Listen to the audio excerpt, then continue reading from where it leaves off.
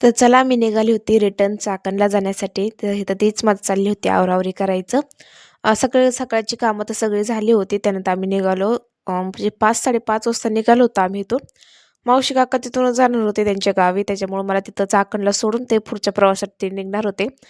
मग पप्पा म्हणले, चला आता रविवार पण होता." पप्पा म्हणले, "ह्यांच्यासोबतच जा. तिथं सोडते आणि तुला मावशी काका आणि पुढे तिथं त्यांच्या त्यांच्या घरी जाते." मग मला ठीक आहे म्हणलं, कारण की रविवार होता आणि सोमवारची शाळा पण होऊन जाईल मुलांची. ह्या हिशोबाने माझं चाललं होतं, कारण की आता बरेच दिवस झाले ना शाळा बुडली मुलांची आणि टीचर पण ओरडतात, कारण की 4 दिवस झाला आज आहे ना, की शाळेत गेलेच नाहीत मुलं. त्यानंतर तुम्हाला खामगावची मी नदी दाखवते. ही आमची खामगावची नदी आहे. ते जुनं फुल आहे, जे आता चालले आहे ना गाडी, ते नवीनवाला फुल आहे.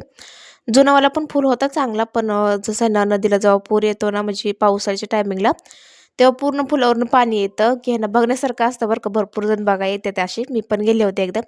त्यानंतर माझी आजी-सासू पण येणार होती माझ्यासोबत, कारण की हे ना 4-5 दिवस झालं बाहेर गेलेत आहे. कारण की सम्राटच्या बर्थडेला पण एक लाँग व्हिडिओ टाकलेला आहे. ह्याला व्हिडिओला बी आहे ना, की आपलं लिंक देईन, की खाली जाऊन तुम्ही तो लाँग व्हिडिओ पण बघू शकता.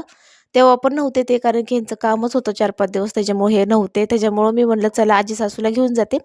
कारण की एकटं राहण्यापेक्षा ना आपलं कोण माणूस असलं ना सोबत जरा बरं पडतं. त्यानंतर हे बघा मावशीच्या मुलांचं आणि आमचं चाललं होतं इथं फोटो काढायचं काम, आणि तेवढ्यातच आहे ना सम्राट पण झोपला होता. ते पण मी तुम्हाला दाखवते. सम्राट पण झोपला होता. गाडीत एकदा बसलं ना, तर लगेच त्याला झोप लागून जाते. ते तुम्हाला दाखवते खामगावच्या मधल्या रस्त्याने काय काय चालू आहे. तर पालक, कोथिंबीर अशी ना बरेच आहे ना रानामध्ये ना झाडं लावली असे छान-छान. वास तर इतका भारी येत होता ना कोथिंबीरचा. 1-2 ठिकाणी नव्हतं येत, पण जसं पुढं गेलं ना तसं कोथिंबीरचा छान असा वास आला. त्यानंतर काही साईडला पालक-बिलक आणि भरपूर पालक होती बरं का ह्यावेळेस मी बघितलं ना. पालकची भरपूर रानं होती आणि हिरवंगार शेत ना बघून ना खूप छान वाटत होतं. बघायला छान वाटतं आणि मला असं का असं काही वाटत नाही की रानामध्ये असतं तरी मला बरं वाटतं. कारण की हिरवंगार बघणं, करणं ना मला तर खूप आवडतं. माझ्यासाठी म्हणते मी, कुणाचं दुसरं नाही. माझं सांगते की माझ्यासाठी तर चांगलं वाटतं मला बघण्यासाठी. त्यानंतर काकांनी छान अशी गाणी लावली होती. ती ऐकत-ऐकत आम्ही चाकणच्या रोडला पोहोचलो. पण शिक्रापूर पास करून आम्ही पुढे निघालो. इथून एकच तास लागतो शिक्रापूरवरून आहे ना चाकण येण्यासाठी. त्याच्यामुळे म्हणलं चला होऊन जाईल 7:30-8 वाजेपर्यंत आम्ही घरी पोहोचन.